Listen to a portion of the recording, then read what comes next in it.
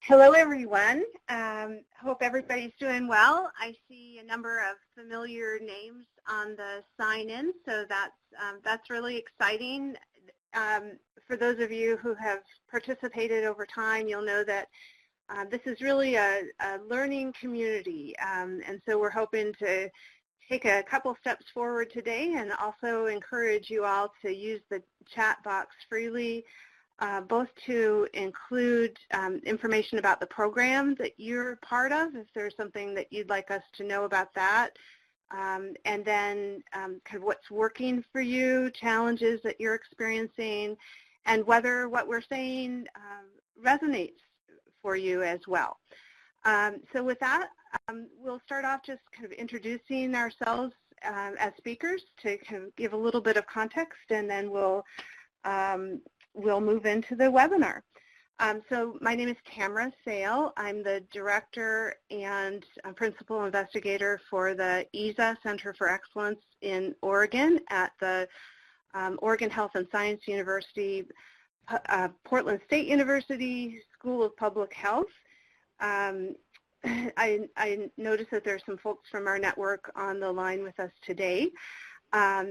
We have been implementing early psychosis intervention in Oregon for a number of years, going back to 2001, and have begun to kind of experiment with the development of longer-term infrastructure supports for people, including the creation of some transition-age youth kind of local infrastructures where it's co-located and there's staff sharing happening and that sort of thing.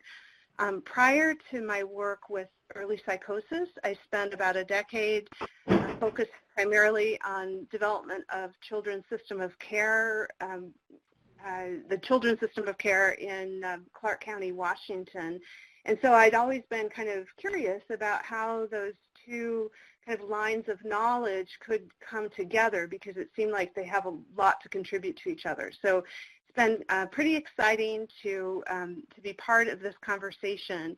And there is a written document through has been vetted through SAMHSA and is going to be published through the National Training and Technical Assistance Center for Children's Behavioral Health shortly on this subject. And we'll also talk a little bit more later on in the call about some things that are coming out that you guys may be interested in as follow-up. Steve, you want to introduce yourself? Sure. So I'm Steve Adelsheim. I'm a child psychiatrist at Stanford Department of Psychiatry. I support our community partnership programs across the department and direct our Center for Youth Mental Health and Well-Being, and am our lead actually for our national PEPNet group, which I'm hoping many of you are participating in or will consider joining, and we'll talk about that a little bit later as well. I spent many years doing school mental health and school-based health center work, and really came to this work around clinical high-risk and early psychosis as my very first clinical research work, really within the last 8 or 10 years, initially with the EDIP program funded through the Robert Wood Johnson Foundation, and then in Albuquerque, where I was for 28 years at the University of New Mexico. We were also a site for John Kane's RAISE study as well. So I've been interested and involved in this work over the last number of years, looking at ways to link it to child and adolescent mental health and systems of care, also to school-based programs, and recently have become involved with looking at some of these integrated youth mental health models, like the Headspace model out of Australia, the Foundry model out of British Columbia, and looking at how we really build a whole continuum from school mental health to integrated youth mental health to these clinical high-risk and early psychosis programs. So I'm excited to be joining all of you today. Thank you. Patty? And hi, I'm Patty Fester. I'm the director of the Best Practices in Schizophrenia Treatment Center, also known as the BEST Center, within the Department of Psychiatry at Northeast Ohio Medical University here in Ohio. I've been in this role for for just under 2 years, but the work of the BEST Center has been in place since 2009. They also began their first episode psychosis work alongside the work of the RAISE study as well. And now in Ohio, we have 15 first episode psychosis teams covering 24 counties. And we're also working within the state of Illinois, where we have 13 teams within 12 agencies there. Prior to my role here, I spent much of my career, was raised within system of care related work actually, with a primary focus on older youth and young adults, known as the transition age, at the direct practice level, beginning in the early 1990s, which actually were one of the first system of care grantees from SAMHSA in Stark County, Ohio. And this evolved into a supervisory, administrative, and consultation training work that included in my career both high-fidelity wraparound and the transition to independence process, known as the TIP model implementation. And most recently, before I left my work in Stark County with Focus, I recently served as a project director of a system of care expansion planning grant for Stark County, Ohio, and they were awarded a system of care expansion grant from that planning process.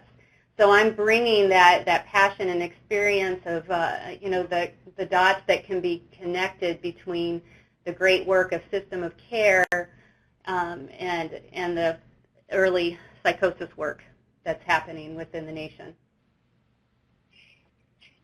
Thank you, Patty. Jennifer? Hi. Jennifer Uminsky. I'm an assistant professor at the Columbia University Medical Center and the New York State Psychiatric Institute. And I really came to this area. My passion has been education and employment and helping young people with serious mental illnesses get back into school and work. And coming here to New York State Psychiatric Institute, getting connected to Lisa Dixon's work and On Track. I'm in Lisa Dixon's division.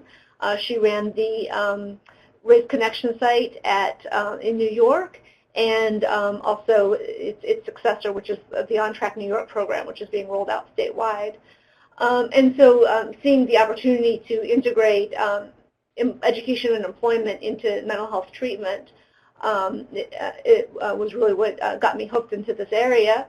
And I have what's called a KO1 Career Development Award, which is a 4-year research grant funded by the National Institute of Mental Health to look at NIMH, to look at supported education and employment in early psychosis programs.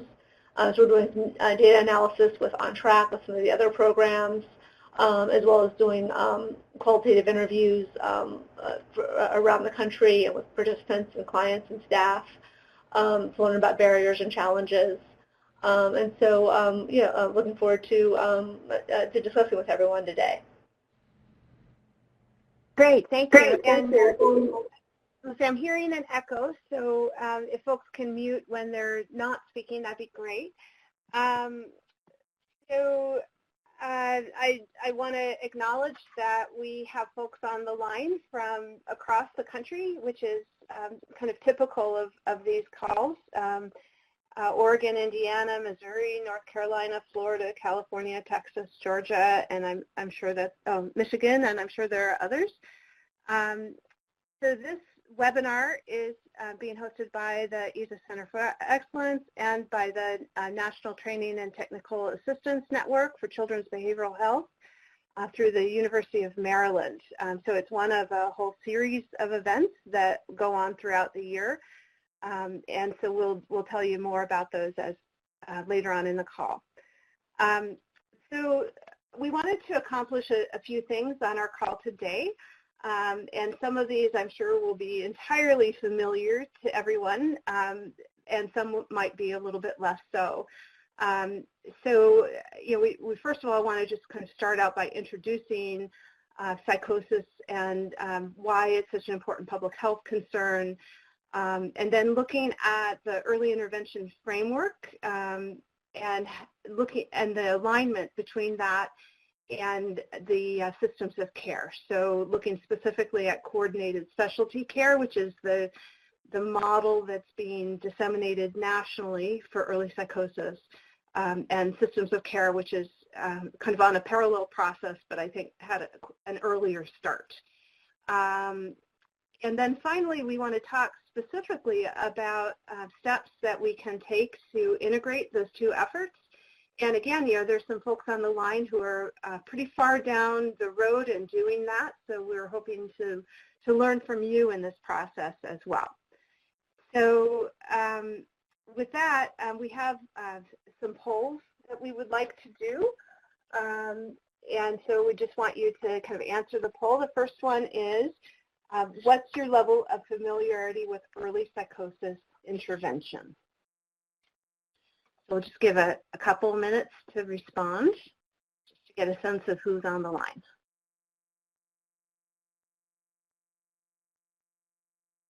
Okay.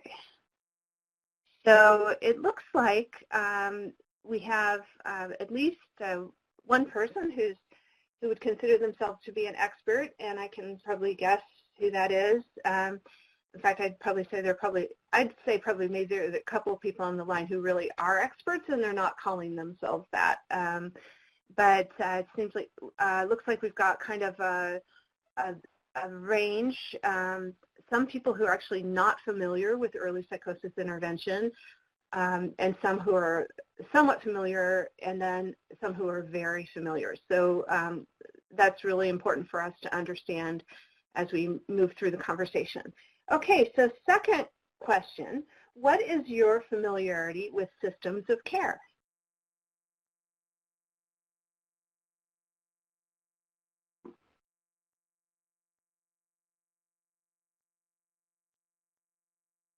Okay.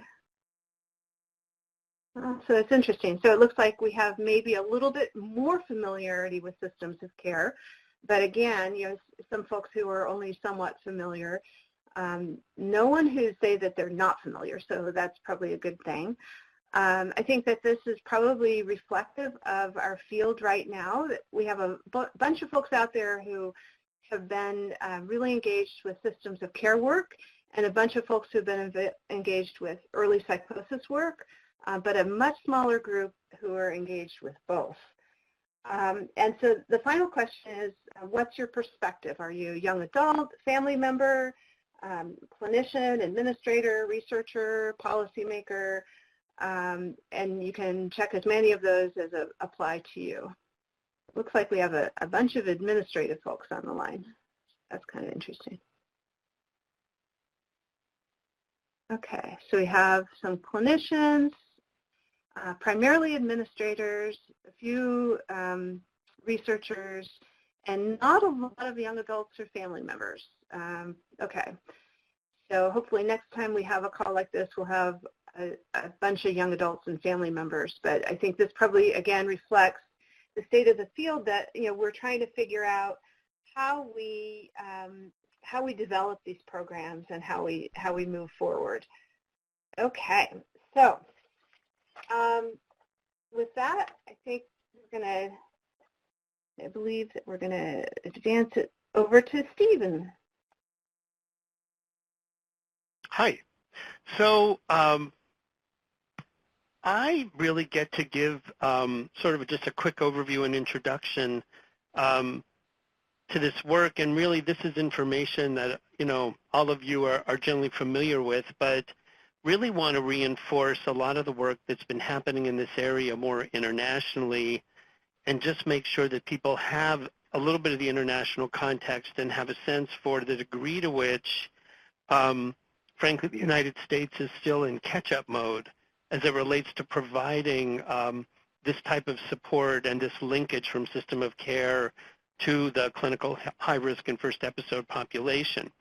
So this is a slide from Pat McGorry that I have found very helpful. And for those of you that don't know Dr. McGorry, he was Australian of the Year at one point in Australia. He's a psychiatrist who really developed a lot of the international efforts around both the first episode world, but also the development of these integrated youth mental health programs and the Headspace programs that are at this point in over 100 sites across Australia. He helped start the International Early Psychosis Association, and also has been very involved in developing international youth mental health efforts as well. This is actually from a study in Australia and Victoria, really looking at what really are the morbidities of young people really around the ages of 10 to 30, and really gives a sense of that the primary issue for young people during that age are really mental health related kinds of issues. And so that when we're looking how do we support young people at this point, the real issues that they sometimes struggle with are mental health, and are primarily young people are otherwise primarily generally pretty healthy.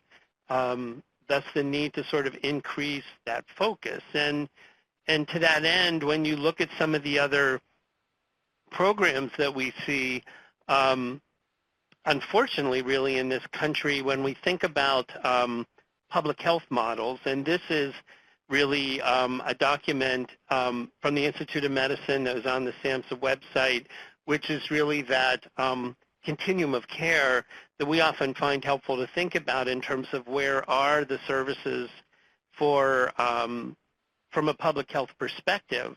We can look at the focus on health promotion and then the prevention types, this quote case identification, and then sort of the standard treatments. And when we look at where most of the dollars are going for mental health, for the most part, we see them under whether they're prevention programs in schools or other kinds of supports that way, or they're really going to more standard treatment and what are really considered longer-term support.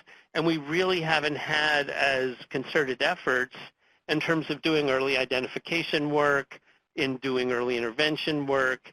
And so as we look at these types of models around supporting people with clinical high-risk issues or first episode, we really are shifting a little bit upstream in terms of the type of care that we're looking to provide, which has really been a shift for us. And I would go far as to say we don't really have a public mental health model in this country for young people, and that part of what we're then trying to think about is how do we create those upstream services for folks. And if we're going to say that half of all young people, half of all mental illnesses start by the age of 14 and 3/4 by the age of 24, we really don't have systems of care that reflect that and the kind of support that reflects that type of early intervention. And so it really seems important to be shifting to more of an upstream model of care. When we look, internationally at what's happening, we see that really now for quite a number of years, there has been a great deal of international support focused on early intervention and recovery for young people. And this is just one example, document that was published in 2005 in partnership with the World Health Organization and the International Early Psychosis Group, really talking about the need to build out early supports for young people, the sense that young people internationally should be entitled to early support and services.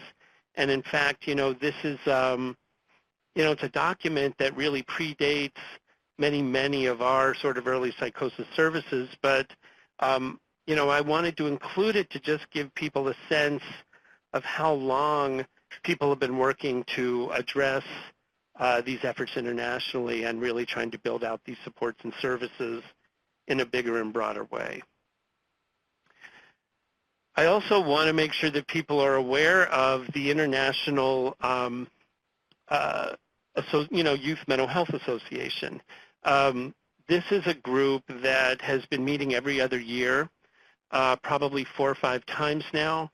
And the meeting was in Dublin this last fall. Our colleague Gary Blau from SAMHSA was there, and a small number of us from the United States.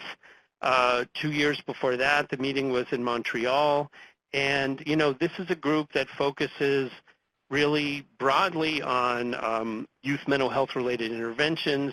They focus on school-related issues, early psychosis, integrated youth mental health models. And, there will generally be hundreds of people from Australia, from Canada, from all over Europe, really shared voices of young people very involved in all aspects of the conference. And the attendance from the United States is really quite minimal.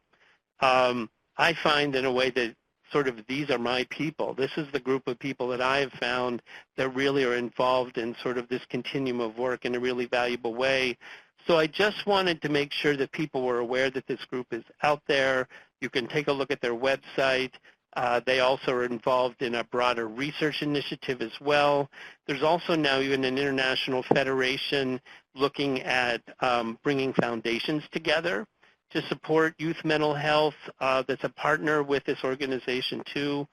So I just want you to have a sense of the organization that's happening internationally to connect us all to as we move forward.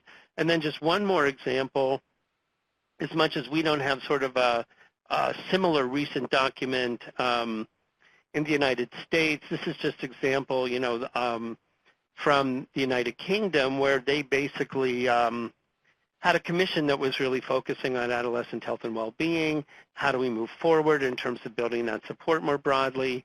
And we're seeing many other countries doing that. There's a group you all may want to connect with out of Canada called FRAME, F-R-A-Y-M-E, which is a new international network focusing on youth and integrated youth mental health. You can highlight your program on their website, but they're looking to build international partnership in this space too. And they're funded by the Canadian federal government and really working to build out broad international collaboration in this area.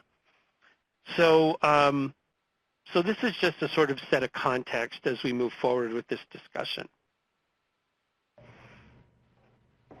And for this next slide, and actually the next two slides, those of you that are already serving within a system of care framework, this might be some review, likely. But the Child and Adolescent Service System Program is a comprehensive... I'm sorry, we're having a little bit of auditory kind of interference there, so I don't know if there's anything you can do to improve it. Is it better now, Tamara? Yep, much better. Okay.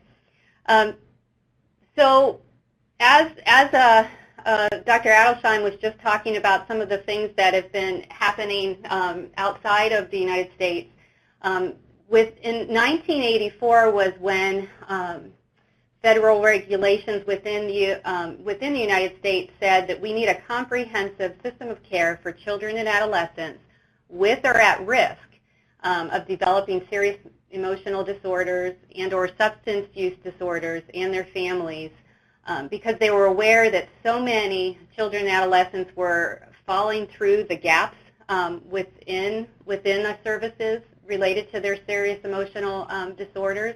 And I want you to remember this, that falling through the cracks piece, as we go on and speak in later slides about the duration of untreated psychosis and the role system of care partners can play. So system of care is literally that framework for cross-system leadership and care coordination, which recognizes that young people and their families who cross into multiple public service systems, and those systems include mental health, substance use, developmental disabilities, child welfare, juvenile court, schools, vocational programs. But the primary goal of systems of care at both the leadership levels, I know we have lots of administrators on the phone, and as well as the direct practice level, has been to provide services and supports that keep young people in their homes and their communities and ultimately decrease out-of-home placements and unnecessary hospitalizations.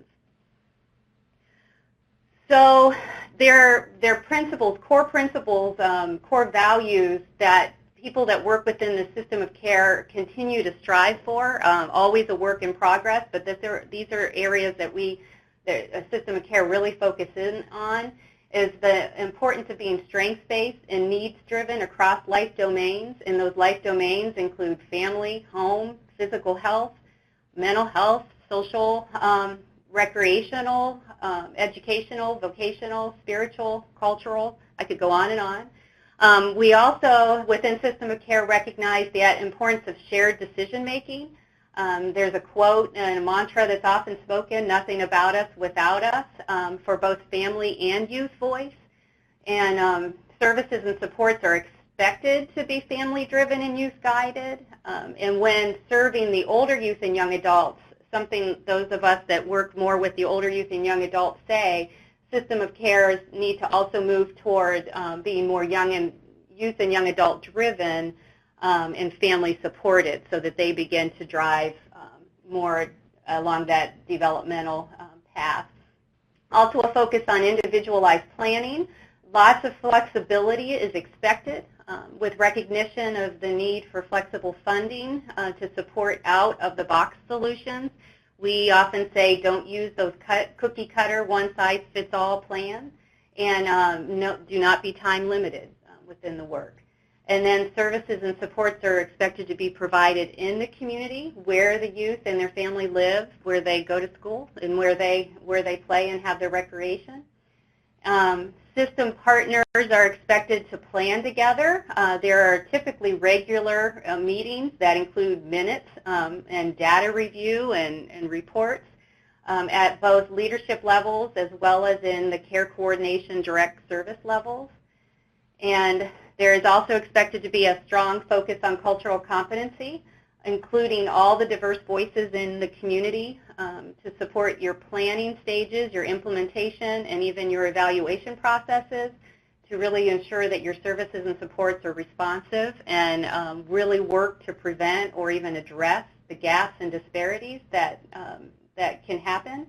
And that and also important to note is that youth and young adult culture is necessary, and we know it's constantly an evolving area of competency. It's hard to stay on top of youth and young adult culture, as we all know, as we all get older. And another key point is it's to be least restrictive and least intrusive as possible.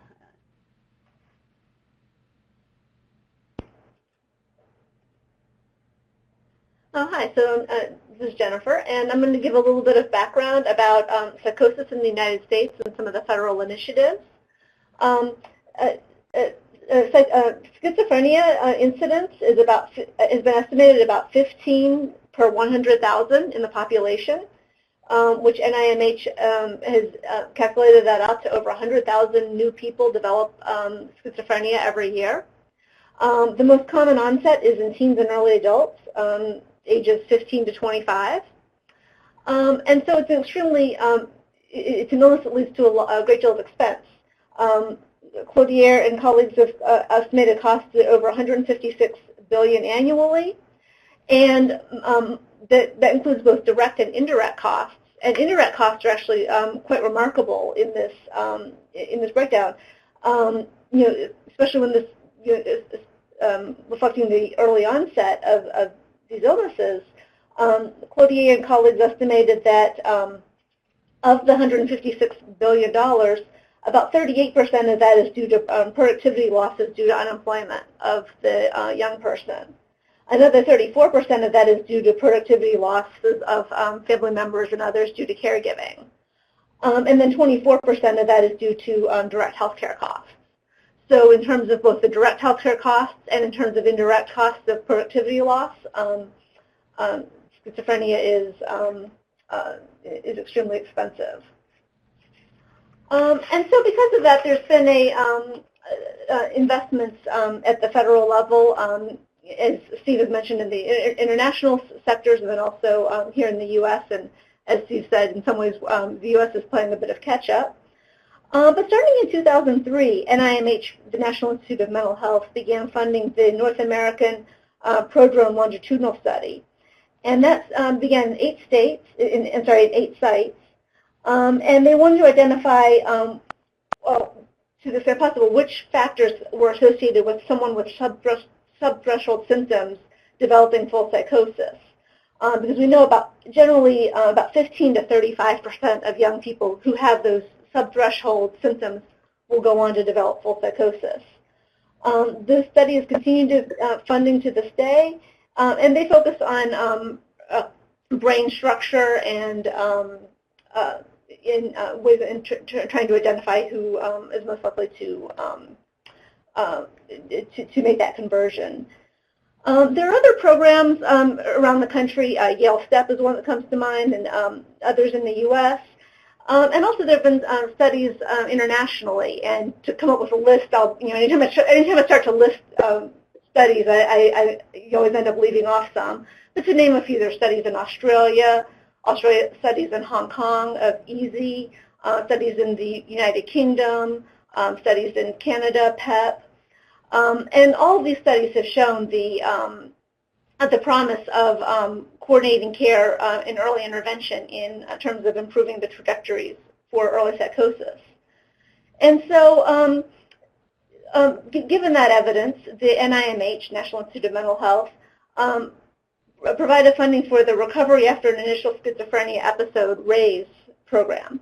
There were sort of two studies that came out of the RAISE program. There's RAISE Connections, which had sites in New York and Maryland, and the RAISE Early Treatment Program, also known as RAISE Navigate, which has 20 sites, and I believe they also have one now in Canada, and that was a randomized control trial.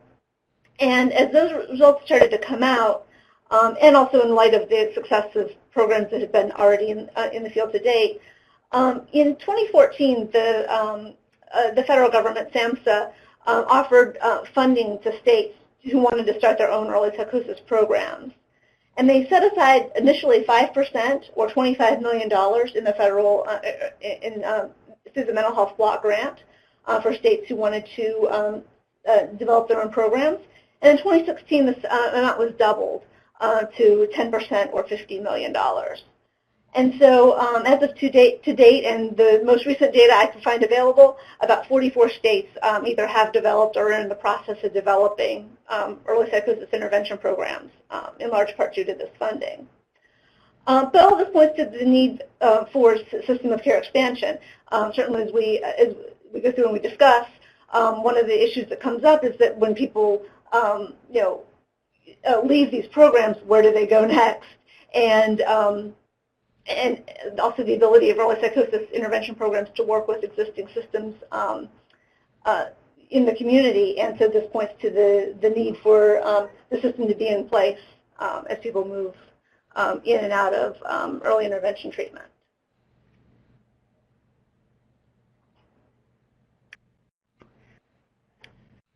So this is Patty, joining back in as we talk about the duration of untreated psychosis in the United States. Research from the RAISE study found that 18 months is the average duration of untreated psychosis. Not surprising to us, so young people often wait 1 or 2 years to engage in treatment, and not surprising because first episode psychosis programs in the U.S. were primarily developed within the adult mental health framework and with adult system stakeholders and adult-oriented outreach partners. So there's often limited engagement opportunities or strategies for young people to connect to the adult mental health system when they're experiencing the earlier symptoms of mental illness. They often don't engage. And let alone the early symptoms of psychosis. So we see within our nation that young people are not connecting into mental health treatment typically until later in their symptoms, and many present for the first time to police officers and are involuntarily hospitalized after symptoms have significantly already impacted their relationships, their safety, their education. And something to think about is how many of us, on the phone today, have heard or experienced stories of family members or teachers knowing something is wrong with a young person that you care about or have heard about, and the police are often called, but the young person did not meet the criteria for hospitalization. They're not sick enough. They're not severe enough yet. Or maybe you struggle to determine where do they go, who's the best person, who's the best agency to send them for treatment that they would be willing to engage with. And so, our thinking is that system of care in the U.S. could be well positioned to be part of decreasing that duration of untreated psychosis. We have a long way to go yet to make specialized care for first episode early psychosis available and accessible to all geographic areas in the U.S., but progress is definitely being made. And so this picture kind of gives you a look at some. It helps us look at what we're talking about here, what we're conceptualizing. And as I said, systems of care are well positioned to be part of that solution, especially the systems of care who have worked hard. And as you look at within that, to build stronger infrastructure that supports the older youth and young adults, and building those bridges to the adult system, supports community partners such as post-secondary and vocational and employment partners. So to have that system of care framework, and lots of the expansion grants, system of care expansion grants, have focused and have and more intentionally focused on like that 14 to 21-year-old age group to have better engagement and better services for that. And so because of that importance of respecting that youth and young adult culture and that importance of that. So system of care stakeholders can identify who your early psychosis partners are in your community. You're well positioned to do that, to identify where they're located and build active partnerships with them to support the early identification and referral. And the system of care stakeholders are also well positioned to advocate for specialized early psychosis services that may not already be available in your community. To be available, you can be looking for the agency partner best positioned and interested to specialize in early psychosis care and positioned to access some of the available, as you heard Jennifer speak about, some federal, state, or even local resources to build that capacity. And those of you listening that are those early psychosis providers, you have that opportunity to find and join the system of care leadership and coordinated care planning tables that are already active and available in your community, and partner intentionally with them to help support your early identification and your referral, and even provide some additional supports for the young people and the families you're serving. And so some of you listening in today are already doing some of these features that I just talked about. And so we're looking forward to, even as when we get to Q&A later, that you're able to share some of those things that you might already be doing to connect those dots between your system of care framework, a stronger infrastructure for youth and young adults, and your specialized early psychosis services and supports. Hi, so this is Jennifer. So I'll talk a little bit about coordinated specialty care in general, and particularly how it relates to early psychosis treatment. But basically, coordinated specialty care is sort of a term that's, I believe, grown up primarily in the U.S., but it sort of describes, in general, a system that uses existing research, international and U.S. research, to identify particularly evidence-based practices and to provide early intervention, coordinated services, coordinated evidence-based practices in order to reduce the duration of untreated psychosis. So, for example, in the U.S., they've relied on research from existing U.S. studies, existing international studies, as I listed a few minutes ago, and of course, anytime, as mentioned, anytime you list names, you end up leaving some off. Essentially, the models in development here, beginning with including Raise Connection, the Raise Navigate, and other studies, basically identify best practices occurring in the U.S. internationally and work to provide these services as early as possible. Today we're speaking primarily about schizophrenia, but programs have targeted bipolar and sometimes other forms of psychosis. Now, getting into early psychosis, essentially they use multiple measures of outreach in order to try to get people into treatment as soon as possible after an initial episode to reduce the duration of untreated psychosis. As Patty mentioned, duration of untreated psychosis is associated with increased likelihood of decline, and so trying to intervene as soon as possible to help get people back onto their previous trajectory. So as well as doing outreach within hospitals, within outpatient treatment providers. It's also some direct marketing to try to get the word out. As we mentioned, specialized team approach based on outreach, pharmacotherapy, as well as other interventions, family education, and with a growing emphasis on peer support also. And there's also an emphasis on things that have traditionally not really been part of mental health treatment, like education and employment. Also focus on family education and support where that's appropriate and where the client has consented. And the idea is that this coordinated team works together with weekly team consultations and intensity built on the ACT treatment model. But the idea is that the team works together to treat, to work with the person to, within a shared decision-making framework to address the variety of needs.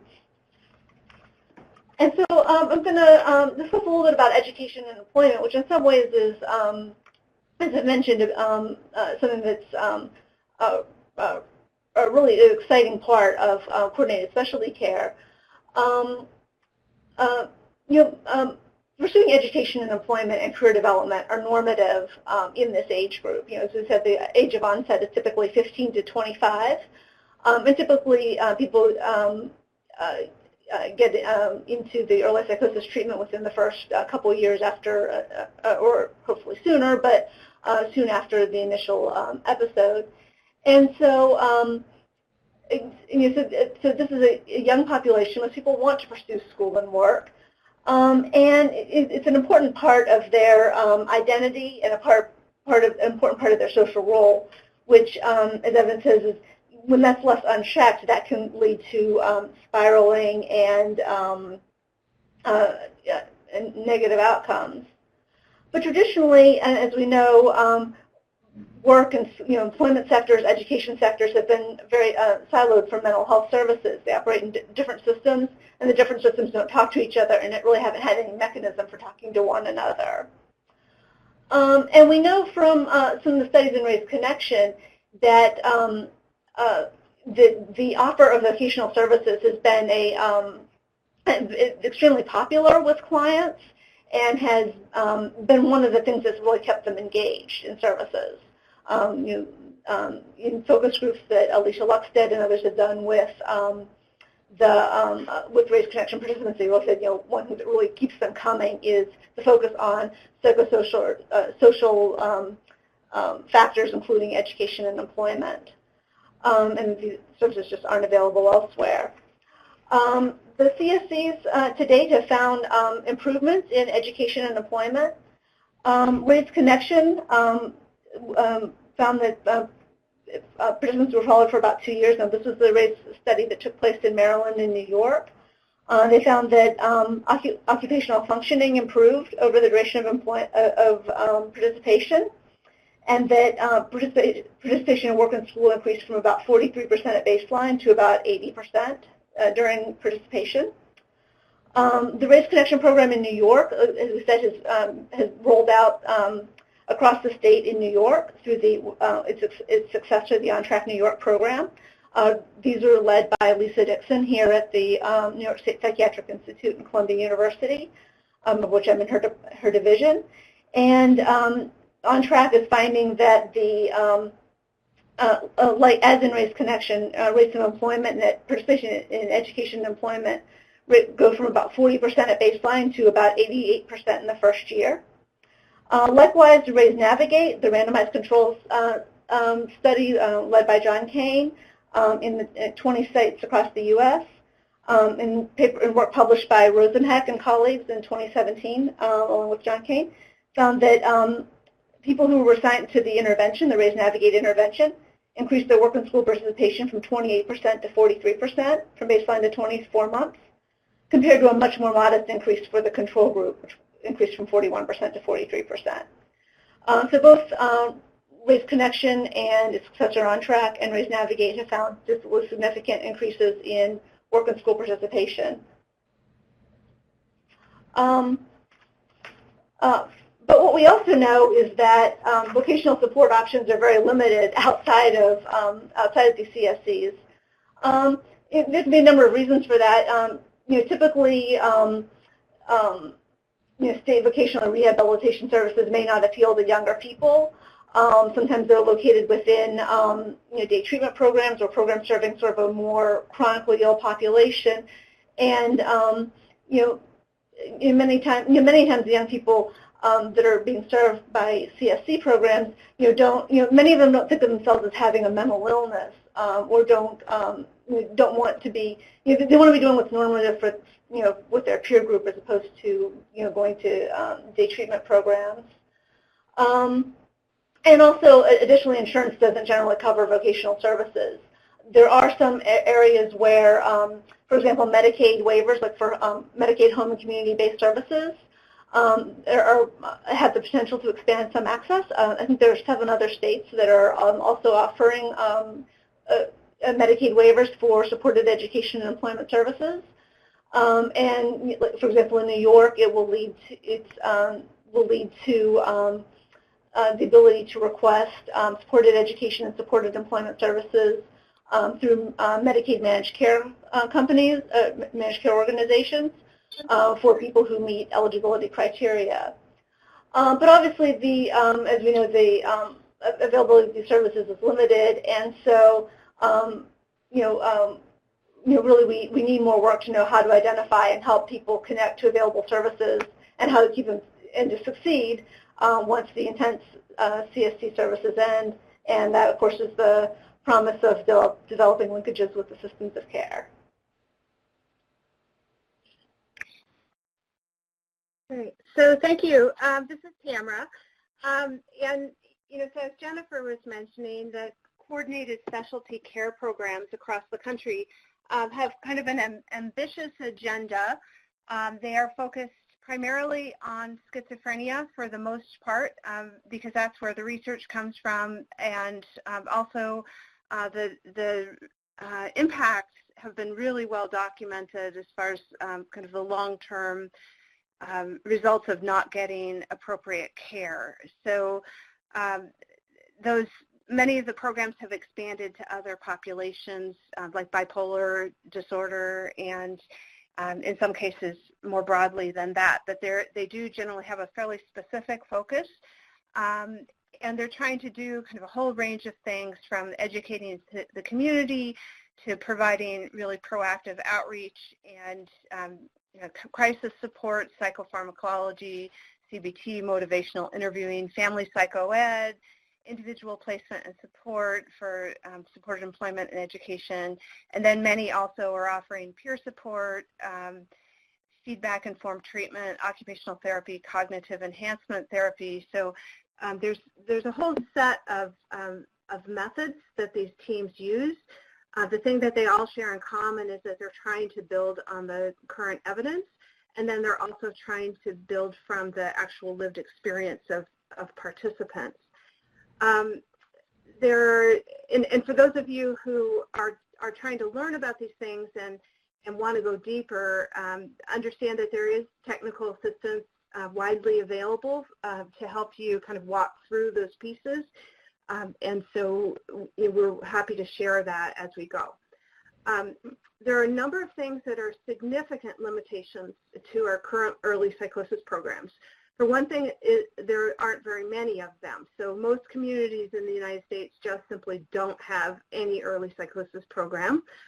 Those programs that exist tend to limit their duration in the program to about 2 years, even though that really isn't necessarily the most kind of evidence-based approach. Optimally, we should be treating people for at least 5 years. So that follow-up becomes extremely important. The programs tend to focus specifically on outpatient mental health, so that engagement of other systems, acute care, schools, higher education, employment services are often more limited than would be optimal. They generally don't have any real oversight mechanisms. They have some limitations in their ongoing training resources. Many programs don't have peer support. And of course, funding limits are a big issue, along with sustainability challenges. Most of these programs, not all, but to really do early psychosis intervention well, you really need to make it population focused, which means that you provide the service regardless of insurance. And another discussion that's been happening quite a bit is that the federal block grant dollars that Jennifer had mentioned earlier have been restricted to first episode versus clinical high risk, or CHR. We haven't talked specifically about that, but you know, we know with schizophrenia that there is this kind of gradual onset process that happens, and so we are trying to get to people as quickly as possible. But the approach that you take early on is different than after that first episode has occurred. So it's really, really important for communities to be well educated and to be using the right assessment methods as well as the right treatment methods.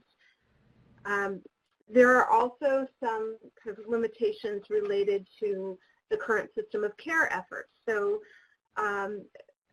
quite often they're very focused on children's services, and then there's a whole array of adult services that are not really integrated. The CSC programs specifically serve both under 18 and over 18 as a core practice, and so that has to be built in for the services to be effective. Also, quite often, systems of care are funded primarily through Medicaid, which means that folks with private insurance often have difficulty accessing some of the care that's available.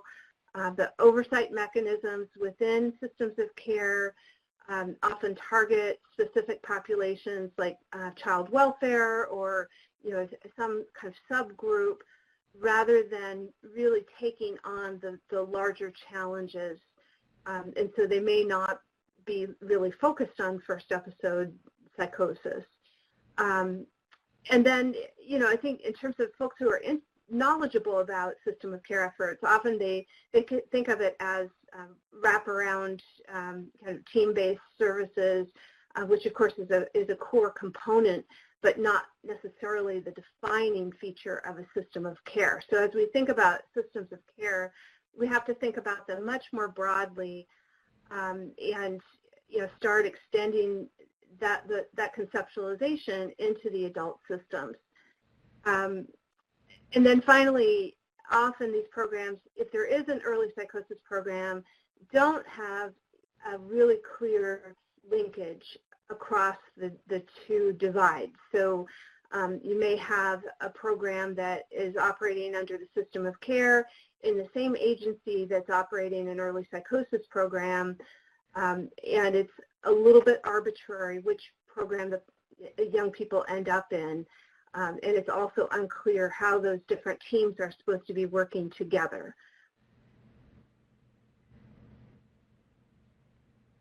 So, Patty? So yes, so I'm going to talk about how actually we are more alike than different, and particularly it's with our focus on, we both from the early psychosis work as well as in the system of care, shared focus on identifying and responding to care as early as possible. We have a shared focus on offering evidence-based and culturally relevant and individualized care in the least restrictive environment, which is in their community and their homes and in their workplaces and schools. And we have a shared focus on engagement of young people and their family and other core supporters. And we have a shared focus on knowing that we need to have a smooth coordination of care across all the life domains. We also, within both system of care work and early psychosis work, have a strong focus on the social marketing aspects, knowing that we need to ensure that the youth and the young adults and the people we're serving, the family members, the core supporters, the system partners need to be all aware of what mental health symptoms to look for, to be cognizant of, and where they can go to get the help they need. And so both sides are really focusing on that. So there are opportunities that we can share together in this role in multiple ways. And a basic way is just to be sure your early psychosis symptoms and the specialized services within your community are marketed through your system of care and system partner websites and social media feeds and other places to be marketing, as well as on the early psychosis first episode side, making sure you're intentionally partnering with your system of care marketers and getting that information up and available through all those feeds. And, you know, the social media piece has been coming up lots lately in the national conversations and in the media lately, knowing that we need to connect the way that young people and families today are connecting and get the information out. So we have to, and we have opportunities to work together to be doing that. I have a feeling that our listening audience are already doing some of those things, so we look forward to hearing about that, whether you share it through chat or when we get to the Q&A section immediately following. Lots of opportunities ahead for us in social marketing together. I want to take this opportunity to share and showcase a community example that we have in Hamilton County, which is actually in Cincinnati, Ohio. And they may or may not be on the call, and if they are, I know they were also part of ECHO, Project ECHO that we were doing earlier today and had a great case consultation. So they've been busy, and so a shout out to our Greater Cincinnati Behavioral Health partners. But in 2009, Hamilton County, Ohio was awarded a SAMHSA System of Care expansion grant to their Stark County Mental Health and Recovery Services Board. And their focus, they decided to focus on serving youth and young adults ages 14 to 21. And so they built upon their existing system of care infrastructure and strengthened that to include additional partners. And they literally went through an orientation and a process of, through the transition to independence process model to begin to look at who do they not have at their planning tables, at their support tables, that could better support those older youth and young adults. And as you heard Jennifer talking about that importance of that education and employment aspects, but also thinking about there's housing and business community partners and different peoples that different partners you can be adding to the table to better support the work and the coordination of services. So they began to build on that. And then they decided to choose Greater Cincinnati Behavioral Health Services to be that specialized team-based treatment, utilizing the transition to independence model and really focusing on a more specialized services for that older youth and young adult age group. And through that, they established what they call a Young Adult Services Division, and the division staff moved into a building that was more youth-friendly and less stigmatizing for the young adult age population.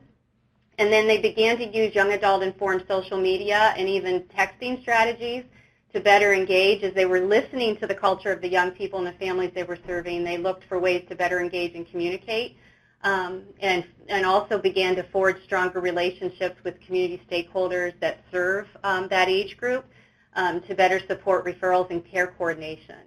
So in 2014, that became a natural home for, that growing young adult service division within their agency became a natural home for a first episode psychosis coordinated specialty care team that's known as First Greater Cincinnati. And this specialized team serves individuals ages 15 to 40 with schizophrenia spectrum disorders who have psychotic symptoms for fewer than 18 months. So they are focused on, that duration of untreated psychosis. Interesting enough, as I look at their average age served by the team, it's actually ages 18 to 23. So they are catching them, I think, in those younger years. And their outcomes are promising in those education, employment, and housing outcomes, along with the decreased hospitalizations. And their success has led them into expanding that first episode psychosis team and access into their neighboring counties. So that's just an example, and if anybody is on the call, it'd be interesting for them to also to share some more. But we're really pleased with what we're seeing there.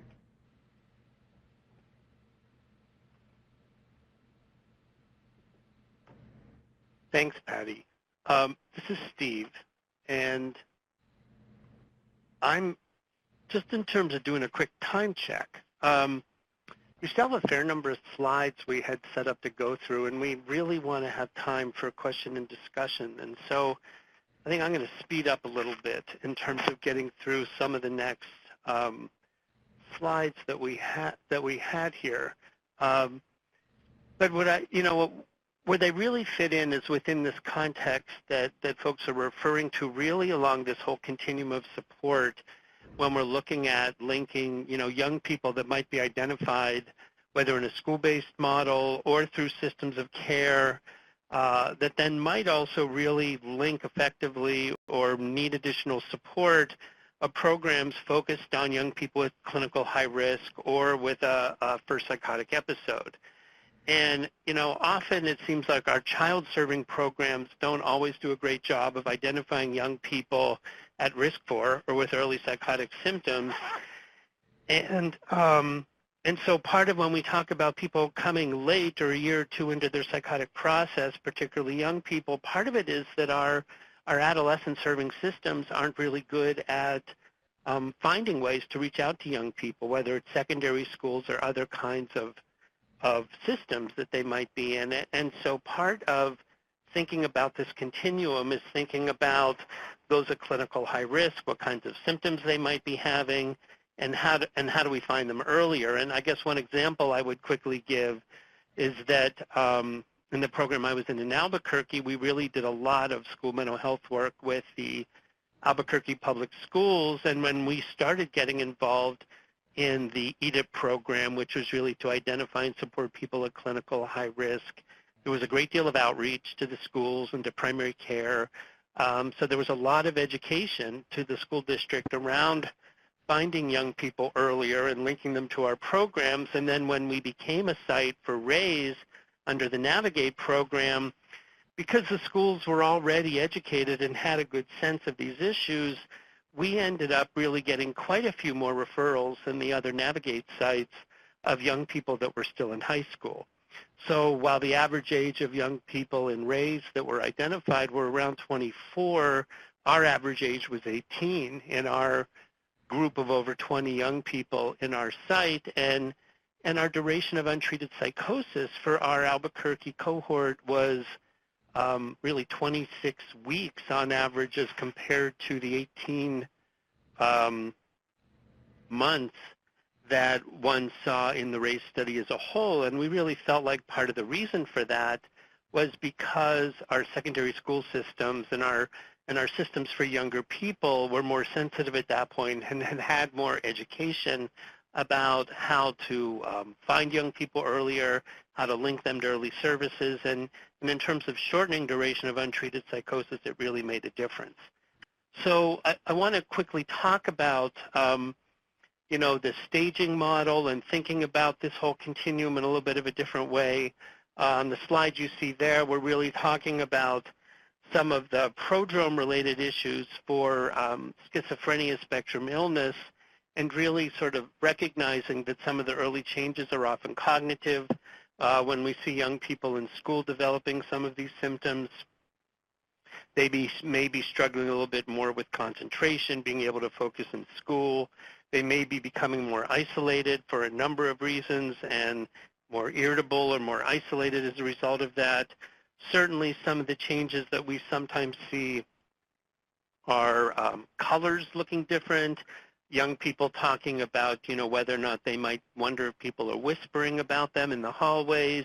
Were those people talking about me? But sort of the lower level kinds of perceptual distortions that people might have, and really then looking at their symptoms within the context of whether it's sort of attenuated kinds of symptoms that are brief and maybe not at a full threshold for psychosis, or really brief intermittent psychotic symptoms that are very intense but not lasting very long.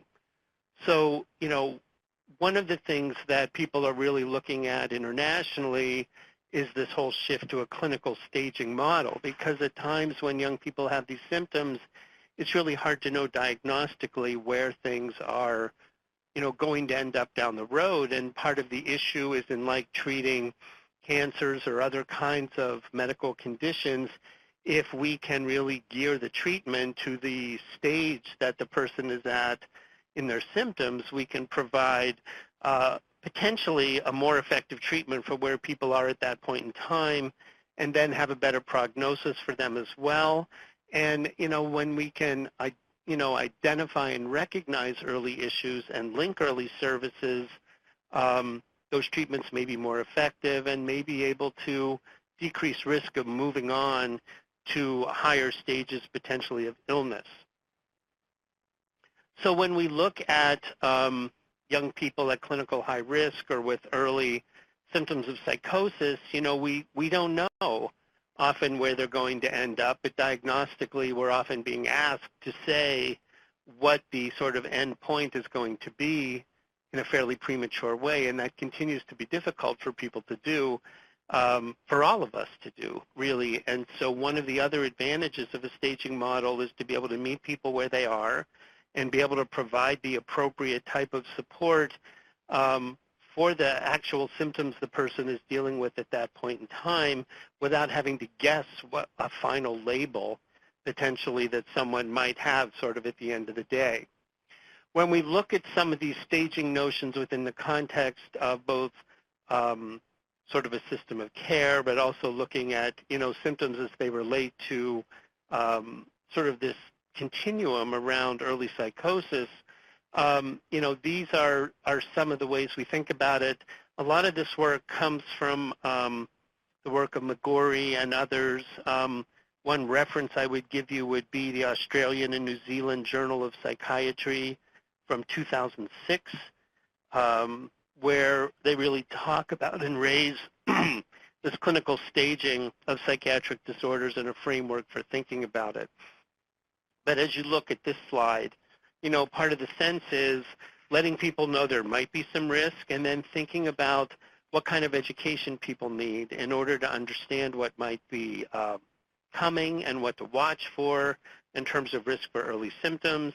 And then if they're looking at some mild or nonspecific symptoms, letting people know what might be happening, letting them know of other resources and how they might link to other services should they need them.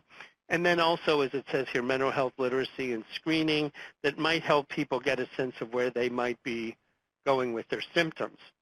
When we talk about stage 1B, and you'll see a number of articles now more out of Australia identifying people at sort of that stage, which is more of a clinical high-risk stage within a staging model, where people might be developing some of these neurocognitive changes and looking at clinical high-risk sort of need for services.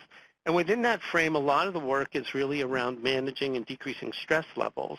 And with that, sort of targeted, if there are medications to the specific symptoms that a person has, really the standard of care is not to use antipsychotic medications for people that have not developed a full-blown psychotic illness, but really treating people's anxiety and depression and stress levels with changes in terms of school setting, with improving family-child communication, and looking at ways to manage that stress and sort of take some of the stress down and with it hopefully decrease some of those symptoms. And then when we're looking at services around that, as I said, we're really looking at a similar team to the coordinated specialty care team to a very large degree, with building the services, again, maybe with not using antipsychotic medication, but otherwise building that support. Sometimes the coordinated, the clinical high-risk programs may also have less peer support than some of these other models do for first episode, but that's a critical piece as well. And then when we're looking at sort of what would be considered stage 2, where someone really has developed a psychotic illness potentially, at that point we're looking at sort of the similar services, adding in the peer support, and with that, potentially adding antipsychotic medication if that also makes sense. People ask a lot about screening and diagnosis of these different risk syndromes, and people are using and many of you are using some of these screening tools. Some folks have had a lot of success with Rachel Lowy's Prodrome questionnaire brief version on the Mental Health America website, where there are a lot of available screening tools. There are many, many young people that are doing psychosis screening on their own and trying to figure out what to do about services, but it's a tool that people find easy to use. And then as many of you are using the SIPs as the model for diagnosis, certainly it is, the most important tool for us to be using. I think what gets very complex about it is it requires a great deal of training, takes a long time to do the interviews, and for those of us that are in community-based settings, it's hard often to get reimbursed for the amount of time it takes to do that. And I think what also gets complicated sometimes is that, when we're talking with young people, sometimes they really are hovering on the edge of these tightly held beliefs that would lead one to see them as psychotic, versus other days it's not quite as tightly held. And so people sometimes hover on that edge, and it isn't always easy for any of us to make those diagnoses very clearly. And so we need a lot more support and training. It's unfortunate that funding is split based on whether or not one has crossed the line or not, and I think we're excited around the hope to be able to shift that.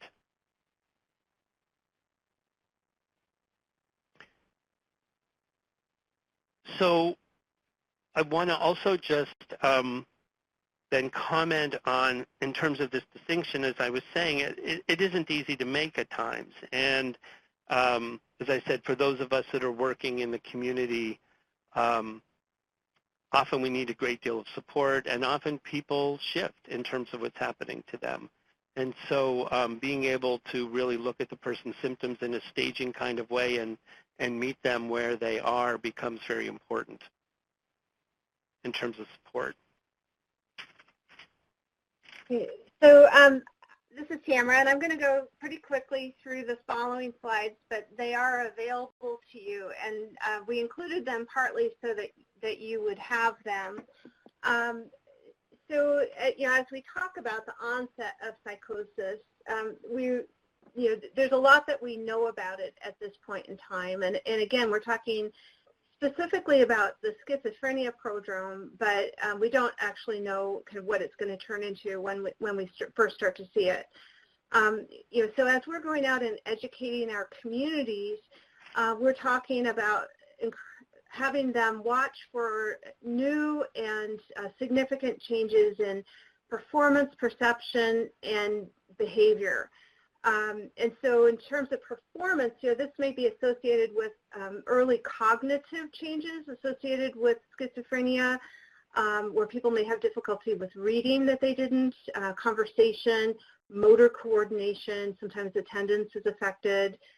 And then also often you see really significant changes in behavior, fearfulness, bizarre actions, social withdrawal, sleep changes, eating changes. So obviously some of these things are they seem very non-specific, and that's why the early psychosis programs play a very important role in terms of assessment. We encourage people not to assess before they're referred to early psychosis programs, and in fact we actually screen out as many as we screen in. Perceptual changes are also really important, so Stephen's already talked about quite a few of those.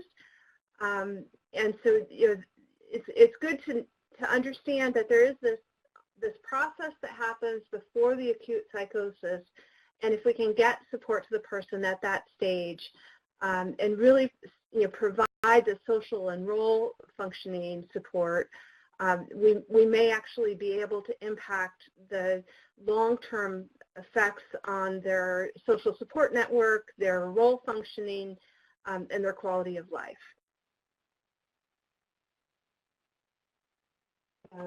Steve, I think this one's yours.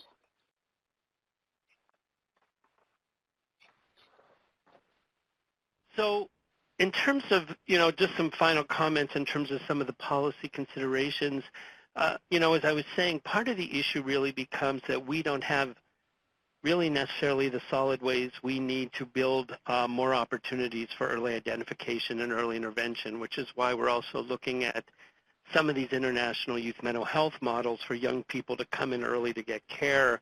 And then, as you'll see in Australia or other countries now, they're overlaying the early psychosis programs on top of those programs for young people to be able to walk in and get early care. It enables people to come in and get the support they need in a comfortable way.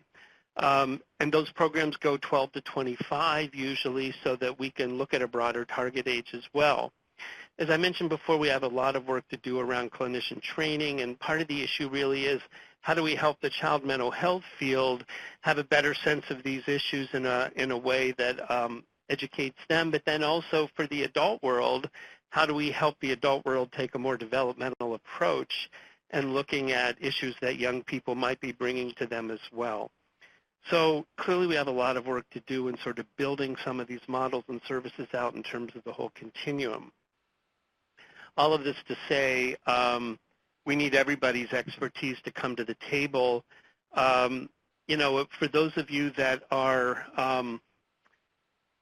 interested, you know, we're really also trying to create through our PEPNet group, and we have a website you can look at around that I think is on one of the next links. But we're starting to create also a group for people really in the child adolescent world to learn more about early psychosis related issues as a sort of a sub listserv. And if folks are interested in that, please sign on to the PEPNet listserv and then let us know that you'd like to be involved in that as well, so we can ensure that we're reaching young people earlier.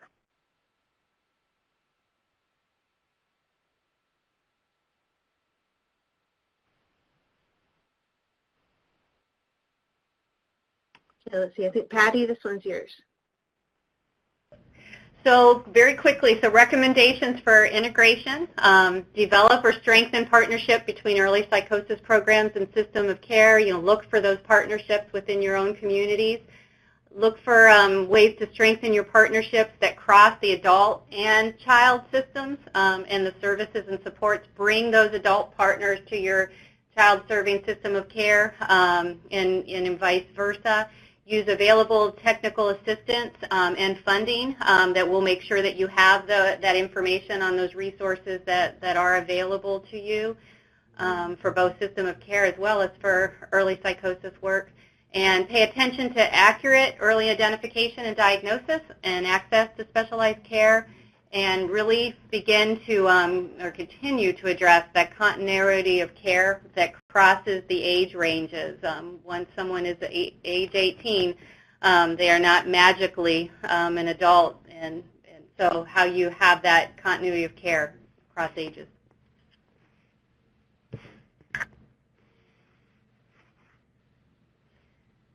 So we're going to talk a little bit about resources that are available, and then respond to some questions that have already come up, and give you a chance to both ask questions and share any additional information.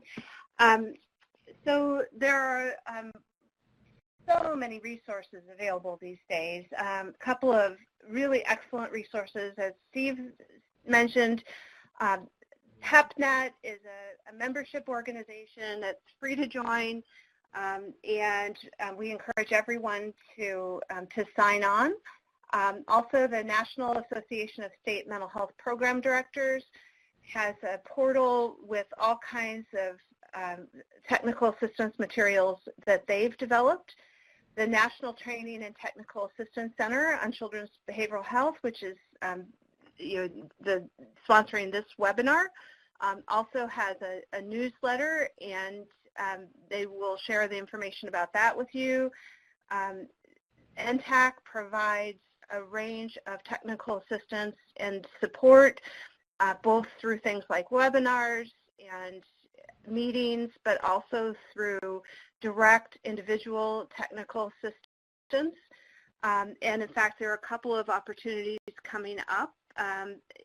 For those of you who are going to the Child and Adolescent meeting in Tampa in the beginning of March, Patty, Jennifer, and I will all be there, and we have technical assistance available one-on-one at that meeting if people would like that.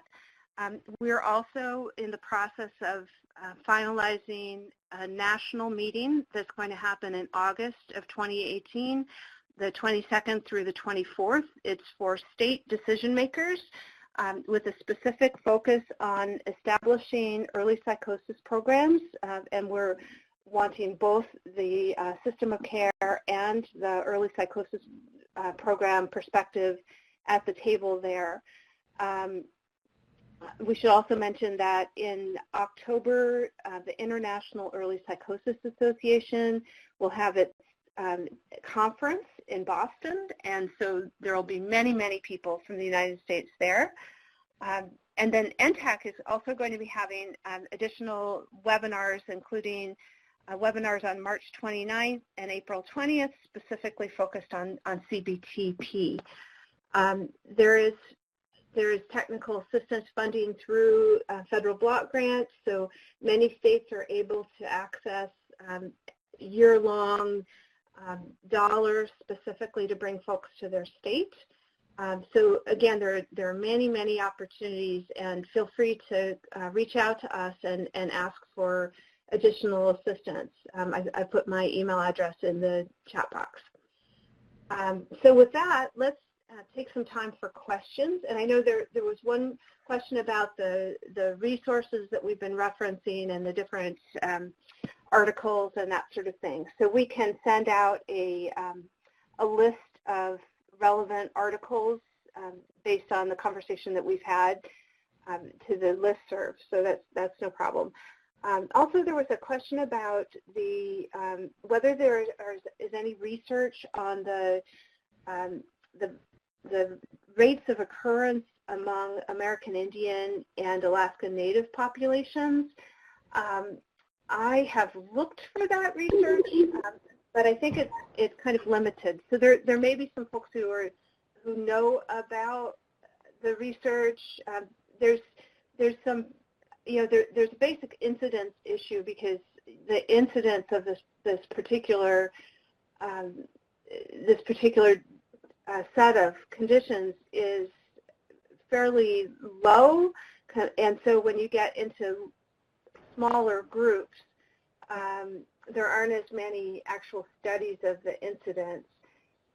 But we do know that migration is a really significant risk factor. So for folks who go from one setting to another, if people are living in urban areas, there tends to be a higher rate. And I don't know if anyone else has any information about incidents among Native American or Alaskan. This is Jennifer. Yeah, and so just second what you said. This is another instance where Europe is far ahead of the U.S. In terms of many of the incidence numbers that we get come out of the U.S., and there hasn't been in general the same, or many of the incidence numbers come out of Europe as opposed to the U.S. The U.S. has not made the same investment. One of the main sources of information on incidence rates for serious mental illness is in the U.S., comes from the National Comorbidity Study, which intentionally did not estimate incidence of psychosis. So most of this comes out of Europe, as you said, Tamara. Much of that they have found in Europe. They have found rates among migrant populations. But obviously that doesn't include the Native American population. And actually while we were on the webinar now, when I saw this question pop up, I did another check just to sort of be sure, and really nothing was coming up, unfortunately. This is Steve, and to the person, Dan, that asked the question, I'd be glad to follow up with you around this. In New Mexico, as we were sort of building out early psychosis programs, there was lots of discussions with tribal partners around this issue, and we actually did some pilot studies looking at what some of these models might look like and how one might tweak them culturally for different tribal groups and partnerships, and even questions of definitions of psychosis and all the cultural issues that get raised around how one defines and interprets hallucinations, things that would be typically considered as psychotic symptoms. So it's a complex question, and I mean, certainly the data is not there, but I think there's some ways to think about it that might be helpful, and I would be glad to follow up with you about it if you're still on, or others as well, because I think there's a lot of work to do in building sort of tribal support around this question. Yeah, I think that's some of the most important work that's going on right now is trying to make the connections to the range of different communities that are affected. With PEPNet, it's a really great resource where you can take some of these questions and kind of send them out to the whole field and get some pretty rapid responses as well as collaboration. So Tiara, thank you for posting the TA Network email link. That's a great resource. So they send out like all the announcements about everything that's available in the child and adolescent field, including early psychosis. Other questions that folks have before we sign off, and I should say you will be getting an evaluation, so please provide feedback, and also we'd be very interested in your thoughts about what types of questions you still have, or what types of support that you need to make this successful in the long run. And the link to the evaluation is in the chat box. This is Steve. One thing I just want to mention to folks that are still on, Tamara mentioned the International Early Psychosis Association and their upcoming conference in Boston in October. And, we are working with SAMHSA and NIMH and others to sponsor a pre-conference day for U.S. early psychosis programs that might be interested. We still have a little bit of work to do to get on the website with it, and hopefully it will not be too expensive a day and could lead potentially to decreasing rates to go to the whole IEPA conference as a whole. So stay tuned in the next week or two, because you might want to go to Boston in October and be part of sort of the first U.S. group meeting around these issues, but then also the international conference is really pretty wonderful too. All right, well, thank you, everybody. We'll stay on for a couple of more minutes. Let's see, here's a question. We're in the process of expanding our early psychosis program in LA. Oh, great, thank you. So again, we really encourage you to reach out to us. The early psychosis field is a very well-connected group. People really get to know each other, and there's so much going on in LA, as I'm sure you're well aware, that everybody is really eager to share with each other. And so I'm glad that you guys are joining us on this journey, and look forward to seeing you again soon.